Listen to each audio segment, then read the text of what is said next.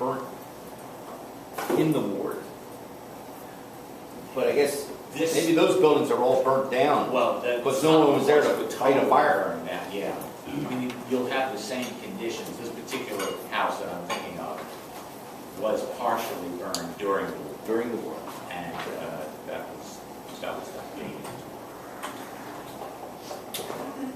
Yes. That in the mid-18th century, at least in parts of the country, it was,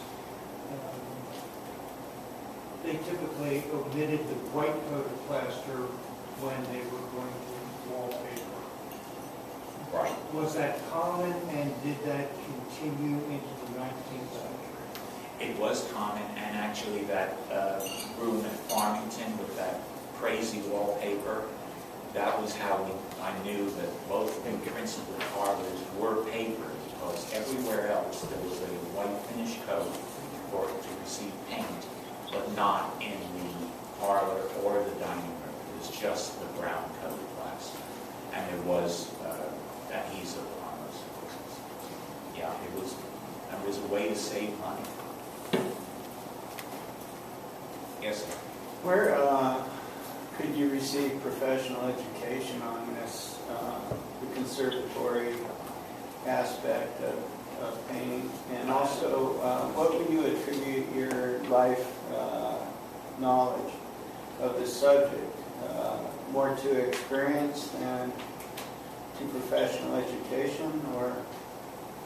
Well, I am so damn old. I'm older than the field I'm in. Yeah, so am I. But I started in architecture and ended in architectural history at Cornell University, and which was good for me because I also had some chemistry, and I was interested in painting conservation.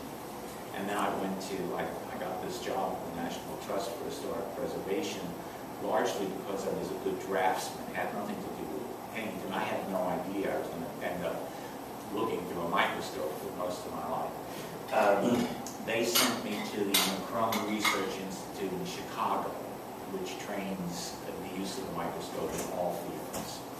And so that was where I got most of my professional training. And then, of course, it's been, since then, experience and learning more and more about pigments. However, the new people coming up have the benefit of at least what is the Winterthur program, University of Delaware, which is extraordinary. University of Pennsylvania also has a superb program, and Columbia University.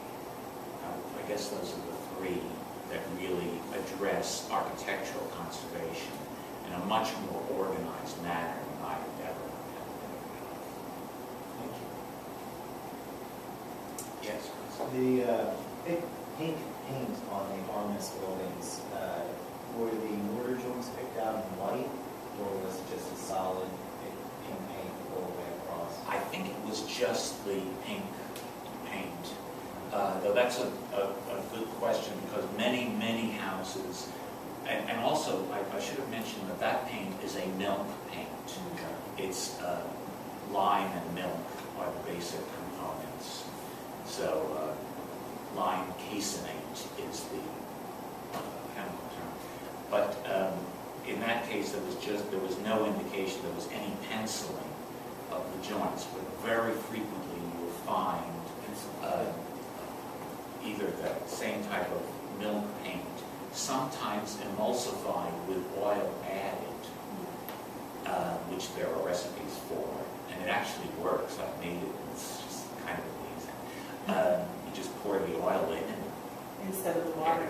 Into the water, no, into the into the yeah, water. and Okay. like mayonnaise, like mayonnaise. But the red one, very frequently, those red coatings were penciled in with thin lines. Someone with incredible patience and a very good hand to paint in the water joints in white. Do you know how early they started doing that, or do you know of any instances where that was done on a brick building right after it was built, or are they all later changes? Usually it was done on brick buildings right after. There were many brick buildings that were intended to be painted bricks just weren't that big. So the earliest date, that's a very good,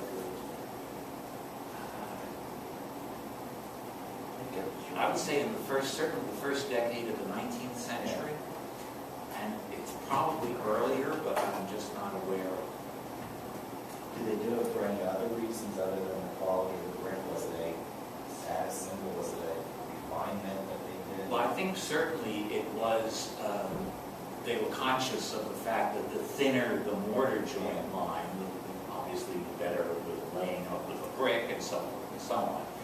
And you do see some brickwork that's mighty, you wonder whether the guys were drunk or not, but they were putting it up. So that might, yeah, it was certainly a status symbol to do that. Much like graining wood was too. Yes, sir. I think that when you see that a lot on the front of a building, a brick building, and as the quality of the brick manufacturing developed, you had that more square cut face brick on the fronts. And because the molding of that brick was so precise, they could put a smaller mortar joint in that. Right. I've also seen that same penciling in stucco work, where they wanted to duplicate a precise limestone shape in the stucco. That So- house, Green Grove, was... Yeah, instead of having it as limestone stone pieces that were precisely cut in a rectangular shape, they just do the building in stucco and cut the line in. Exactly. Yeah, with that same white joint. Mhm. Yeah. In Baltimore, where I live, there are still many buildings where the facade of the building is done with a nicely high-fired brick, but then you go around to the back. Yeah, You yeah. you have Yeah, to... it's more common brick. Right. With a bigger joint too. Yeah, exactly.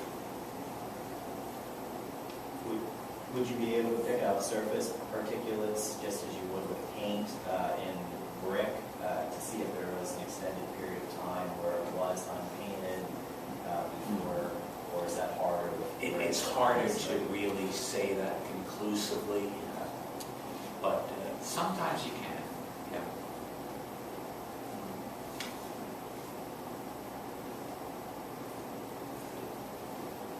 Thank you very much. Thank you. It's interesting.